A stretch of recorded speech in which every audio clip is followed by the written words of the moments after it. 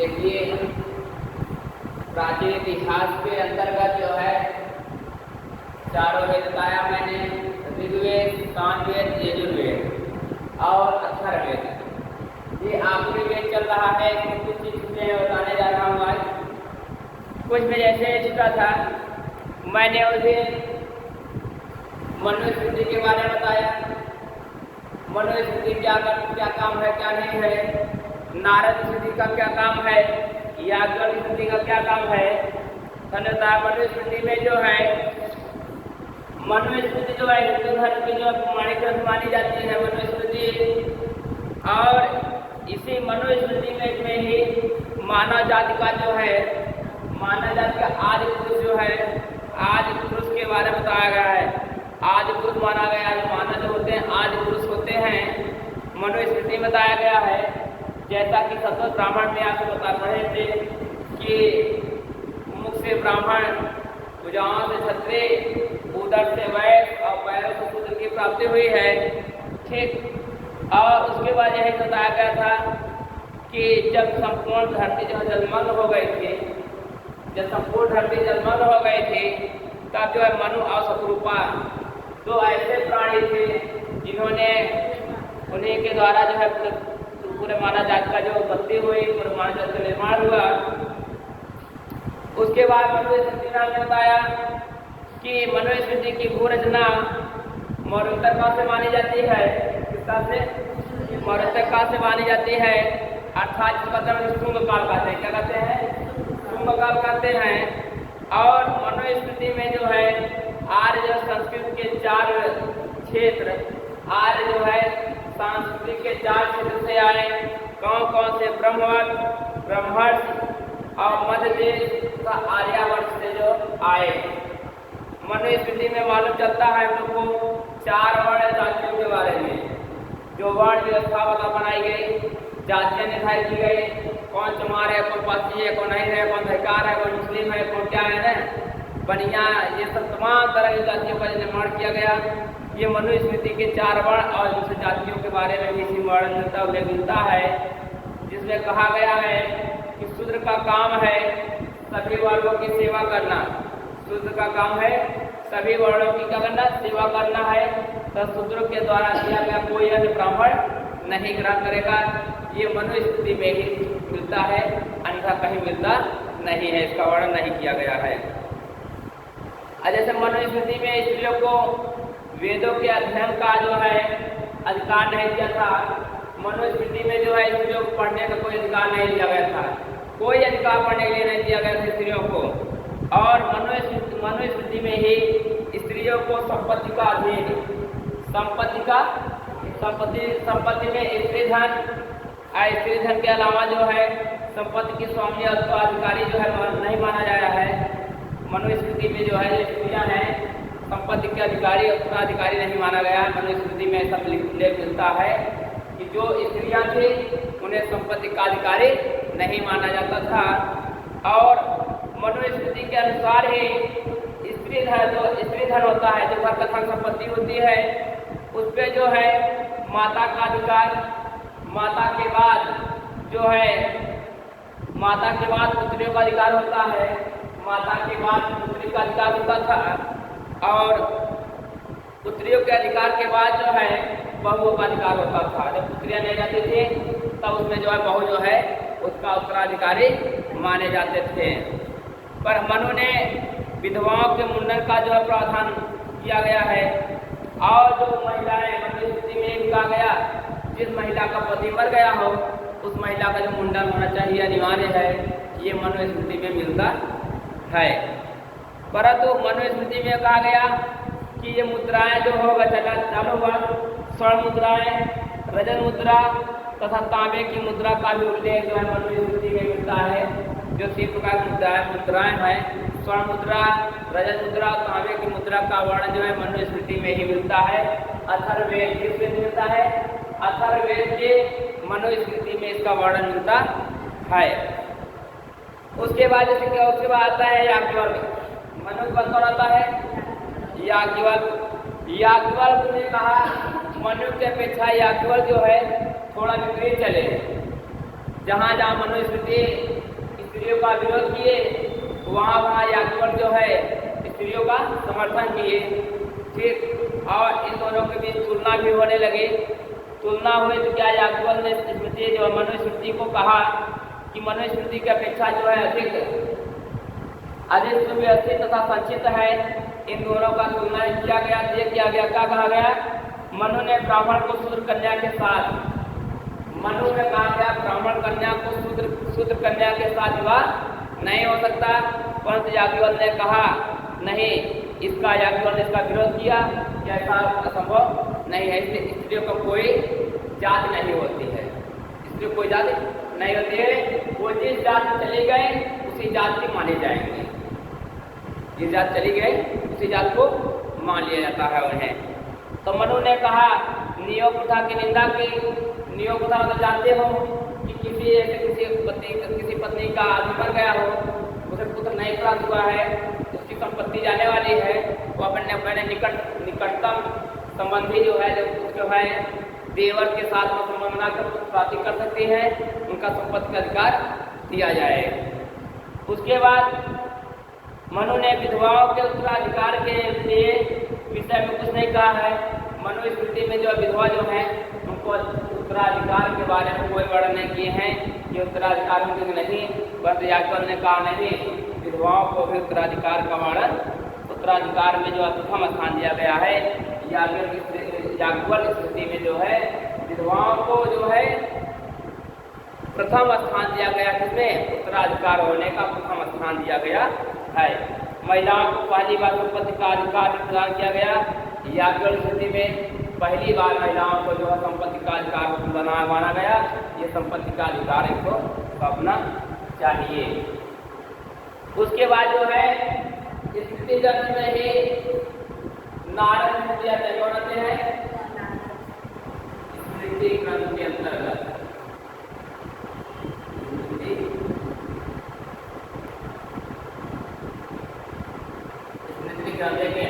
अथर्ववेद में जो 3 ग्रंथ है, कौन से ग्रंथ है? कौन से ग्रंथ आ गया है? मुंडको, मांडको और प्रश्नो, 3 उपनिषद बताए गए हैं। क्या गए हैं? 3 उपनिषद। ये प्रश्नोपनिषद के अंतर्गत ये स्मृति ग्रंथ आती है। स्मृति ग्रंथ के अंतर्गत 5 ग्रंथियाँ आती हैं। एक आता है मनुस्मृति, याज्ञवल्क्य, नारद, विष्णु और देवल स्मृति का वर्णन मिलता बृहस्पति ही हो गए। वही बृहस्पति को नारद स्मृति भी कहते हैं, उन्हीं को कह सकते हैं। वैसे इन्हीं सभी का वर्णन जो है ये स्मृति ग्रंथ में मिला है, जिसमें से 2 लोगों को बता चुका हूँ। एक मनु बता चुका हूँ, मनुस्मृति। कौन सी? मनु स्मृति और याज्ञवल्क्य,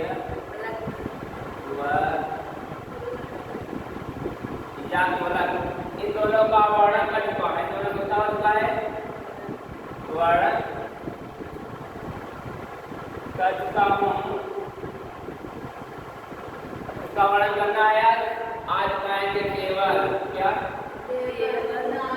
केवल स्मृति। उसके बाद आएंगे नारद स्मृति। उसके बाद है विष्णु स्मृति।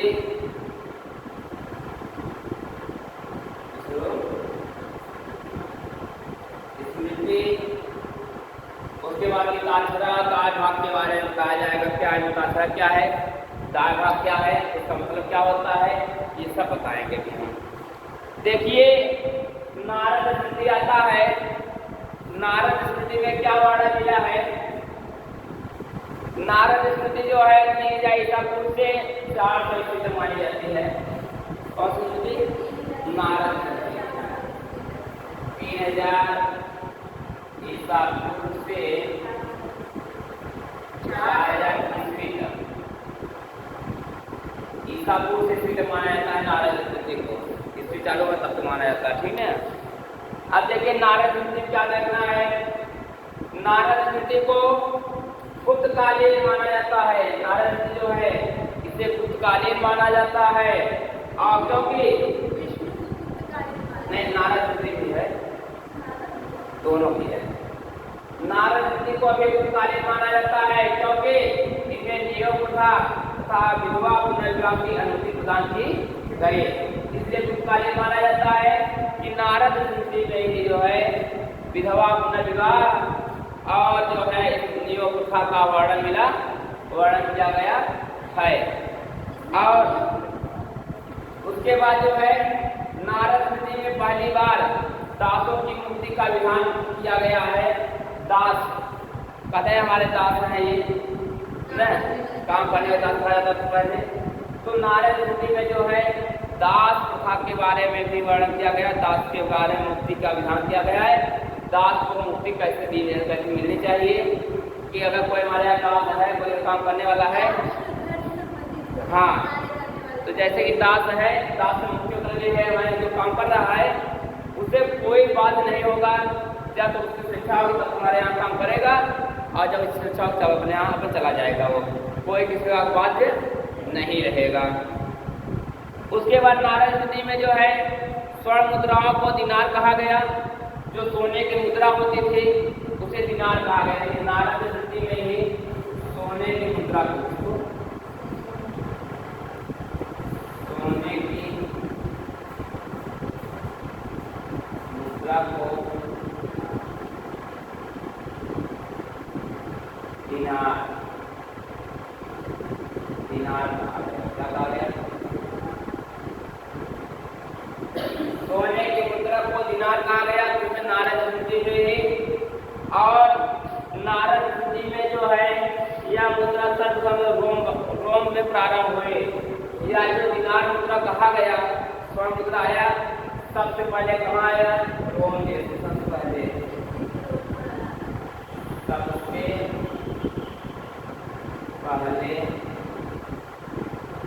इटली के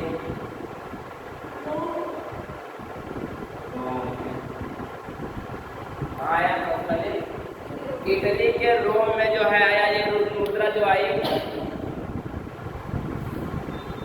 तथा भारत में सर्वप्रथम इसे कुषाण शासकों ने चलाया। और भारत में इसे जो है कुषाण शासकों ने चलाया। कौन? भारत में सबसे पहले कुषाण शासक ने चलाया। हाँ, सबसे पहले भारत में चलाने वाले जो है कुषाण शासकों ने जो है रोम, पहले स्वर्ण मुद्रा को रोम नाम से भी जाना जाता था। किस नाम से? रोम नाम से, इसलिए इसका रोम नाम रखा गया। लगाए स्थान जो है परम की मुद्रा का नाम रखा गया। जब कुषाण लोग आए पहली बार स्वर्ण मुद्रा को रोम नाम से पुकारे। अब भारत में जिसका प्रचलन हुआ स्वर्ण मुद्रा का, तो रोम नाम से विख्यात हो। किस नाम से हुआ? रोम नाम से विख्यात हुआ। हाँ, और उसके बाद विष्णु स्मृति आती है। नारायण स्मृति का संस्कृत है विष्णु स्मृति। फिर नारायण इतना ही मेल था। तो ये सोने की मुद्रा को दिनार कहा? देखिए, स्वर्ण मुद्रा को एक तो दिनार कहा गया, फिर कुछ लोग दिनार कहे, परंतु जो भारत में कुषाण शासक आए इसका नाम जो है रोम रख दिए। क्या रख दिए? रोम रख दिए। तो रोम एक था सिक्के का नाम रख दिया गया था। और उसके बाद विष्णु स्मृति आती है। विष्णु स्मृति गुप्तकालीन मानी जाती है। कैसे मानी जाती है? विष्णु स्मृति भी हमारी गुप्तकालीन मानी जाती है और इसमें अनेक प्रकार की मुद्राओं का वर्णन मिलता है। विष्णु स्मृति में अनेक प्रकार के मुद्राओं का वर्णन मिलता है। विष्णु स्मृति के बाद आता है देवल स्मृति। कौन सी स्मृति? देवल स्मृति आता है। देवल स्मृति जो है पूर्व मध्यकालीन है। यह क्या है? यह पूर्व मध्यकालीन माना जाता है। इसमें हिंदुओं का जो भी हिंदू मुसलमान बनाए गए थे उन्हें पुनः जो है हिंदू धर्म में जो है शामिल किया गया। देवल स्मृति ऐसा स्मृति है जो हिंदू पहले मुस्लिम बना दिए गए थे, उन्हें जब पुनः जो है हिंदू बनाने का काम देवल स्थिति में वर्णन मिलता है। धर्म परिवर्तन के बारे में अगर किसी स्थिति मिलता है तो देवल स्थिति मिलता है। धर्म परिवर्तन, धर्म हाँ, अगर कोई गए धर्म परिवर्तन की स्थिति मिलता है तो देवल स्थिति धर्म परिवर्तन। फिर देवल स्थिति ऐसी स्थिति है जहाँ पर जो है प्राचीन इतिहास में देवल स्थिति है जहाँ पर धर्म परिवर्तन के बारे में चर्चा की गई है। जैसे जो अभी मुस्लिम जो हिंदू थे मुस्लिम बनाए गए थे उन्हें जो है इन्हें हिंदू बना दिया गया। यह वर्णन जो है देवल स्थिति में मिलता है और कहीं मिला नहीं है, हम लोग को कहीं नहीं मिल जाता है। याज्ञवल्क स्थिति के भाष्यकार देखिए, याज्ञवल्क स्थिति पर जो हमको वैज्ञानिक क्या क्या लिखे हैं उसके बारे में देखिए। याज्ञवल्क स्थिति के भाष्यकार यदि डाल दे रहे हैं, याज्ञवल्क स्थिति के भाष्यकार याज्ञवल्क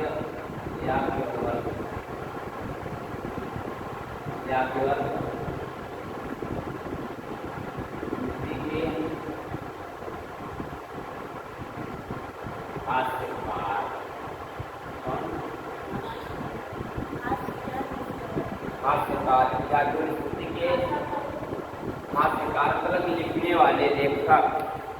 भाष्यकार मतलब होता है लेखक। क्या याज्ञवल्क स्थिति पर वैज्ञानिकों ने क्या क्या कहा, क्या सही कहा क्या गलत कहा, ये देखिए। याज्ञवल्क स्थिति के भाष्यकार जो है जो लिखित है निश्चित कौन कौन से देखिए। याज्ञवल्क स्थिति के 3 भाष्यकार हैं, निश्चित रूप से 3 भाष्यकार हैं। एक विज्ञानेश्वर, विश्वरूप और अपरार्थ। कौन कौन से? विज्ञानेश्वर, विश्वरूप और अपरार्थ, 3 ही भाष्यकार हैं। याज्ञवल्क स्थिति के 3 भाष्यकार कौन कौन से हैं? एक तो है, पहला कौन सा है? विज्ञानेश्वर,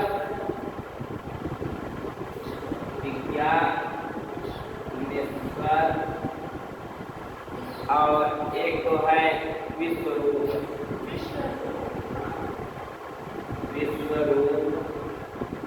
और तीसरा भी है अपरार्थ।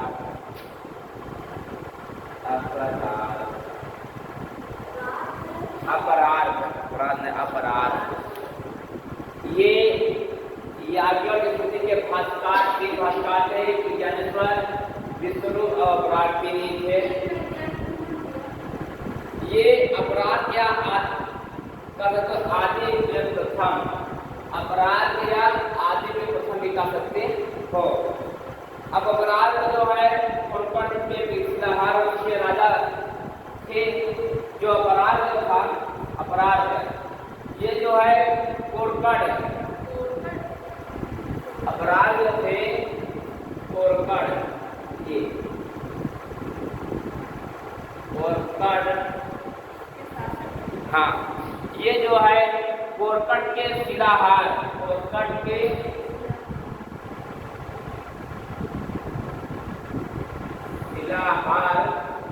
कोरकट के शिलाहार वंश के राजा, शिलाहार वंश का राजा। यह कोरकट के शिलाहार वंश के राजा अपराध को माना जाता है। और उसके बाद आता है मिकाछरा। क्या आता है? मिकाछरा आती है, मिकाछरा नए क्या आती है? मिकाछरा। क्या शुरू हो गया है समाप्ति की ओर क्या नहीं? अच्छा रुक जा, मिकाछरा था ना हमने,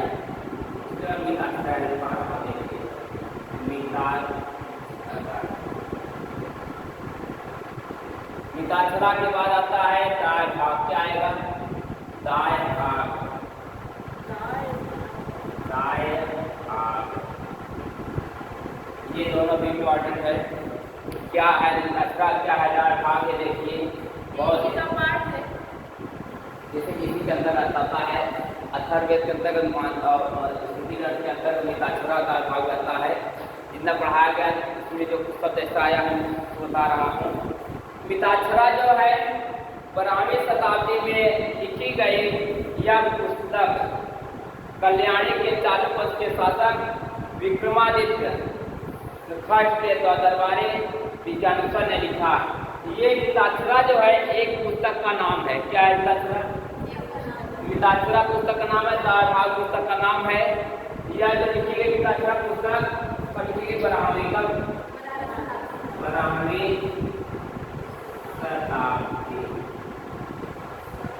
12वीं शताब्दी में लिखी गई। कब लिखी गई? 12वीं शताब्दी में लिखी गई। यह पुस्तक जो है कल्याणी के चालुक वंश के शासक, कहाँ के? 12वीं शताब्दी में कल्याणी के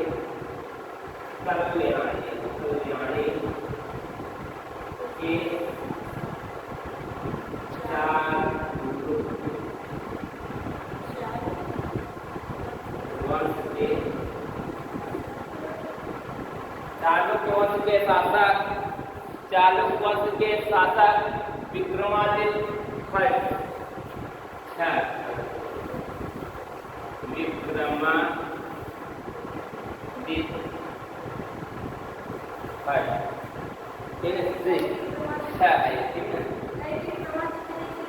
हाँ इसलिए कहीं हाँ इसलिए लिखा था विक्रमादित्य के दरबारी विज्ञानेश्वर ने लिखा। इनके दरबारी कवि विक्रमादित्य फर्स्ट के दरबारी कवि कौन थे? दरबारी कवि विज्ञानेश्वर। यह हमने विज्ञानेश्वर पद का प्रयोग कहाँ पर किया हूँ? भास्कर लिखने वाले। तो ये विज्ञानेश्वर जो थे विक्रमादित्य फर्स्ट के दरबारी कवि के दरबार में कवि माने जाते थे और अच्छे खासे कवि माने जाते थे विक्रमादित्य के समय के। और मिताक्षरा से पता चलता है कि पुत्र को पिता के जीवन काल में ही संपत्ति का भाग भी जाना चाहिए। मिताक्षरा से पता चलता है कि किसी भी पुत्र को पिता के मृत्यु के पहले ही उसका जो पूरे संपत्ति का अधिकार मिल जाना चाहिए। और यह भाग जो है मिल सकता है वर्तमान समय में। यह प्रथा जो है बंगाल, असम, वर्तमान समय में यह प्रथा बंगाल, असम तथा पूर्वोत्तर राज्यों के छोड़कर अन्य सभी भारत में प्रभावित है। बंगाल और असम तथा पूर्वोत्तर भारत के पूर्वोत्तर राज्य को छोड़कर बाकी सभी भारत में जो पूरे भारत में जो है यह प्रथा प्रचलित है कि अगर पिता के जीते जी पुत्र को संपत्ति का अधिकार मिल जाना चाहिए। इसके बारे में विस्तार से वर्णन जो मिताक्षरा में किया गया है। अब मिताक्षरा को आते हैं दाय भाग भी 12वीं शताब्दी में ही इस पुस्तक की रचना जिमितवाहन ने की थी। ये 12वीं शताब्दी में की हुई थी। 12वीं शताब्दी में की गई। 12वीं शताब्दी में इनकी रचना की गई और इस पुस्तक जो है पुस्तक है दाय भाग नाम पुस्तक की रचना जो कौन किया था? सबसे पहले जिमुतवाहन ने किया था। जिमुतवाहन दाय भाग पुस्तक की रचना जिमुतवाहन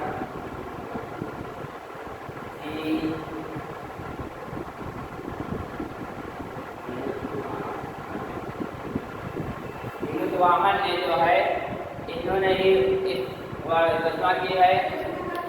रचनाकार के नाम है जिमुतवाहन है जो दाय भाग नामक पुस्तक की रचना की है। इन्होंने बताया इस ग्रंथ से पता चलता है कि पिता की मृत्यु के बाद दाय भाग नामक पुस्तक से पता चलता है 12वीं शताब्दी में कि पिता के मृत्यु के बाद उसके जो संपत्ति है उस पर पुत्र का अधिकार होगा। उसके पुत्र का अधिकार होगा उसके पहले पुत्र का अधिकार नहीं हो सकता। और यह प्रथा जो है वर्तमान समय में बंगाल, असम और पूर्वोत्तर राज्यों में पूर्वोत्तर राज्यों में प्रचलित है। कहाँ कहाँ? बंगाल, असम और भारत के पूर्वोत्तर राज्य में यह प्रथा प्रचलित है। 4 भाग वाला जो प्रथा लिखी गई है कि पिता के मरने के बाद पुत्र को संपत्ति का अधिकार माना जाएगा, उसके पहले पुत्र को संपत्ति का अधिकार नहीं माना जाएगा। ये हमारा रहा है, आज ये खत्म हो गया। हमारे चारों वेद के अंदर इतने ग्रंथियाँ थी, सभी ग्रंथ खत्म हो गए लगभग। जो एक छूटा होगा कहीं आप पीछे हो जाएगा, बता देंगे कभी हम। ठीक, आज से मतलब चलेगा पुराण। इसके बाद जो स्टार्ट करेंगे पुराण। कितने पुराण है? कुल 16 महापुराण है। पुराण से कितनी है ये सब पूरा बताया जाएगा विस्तार से।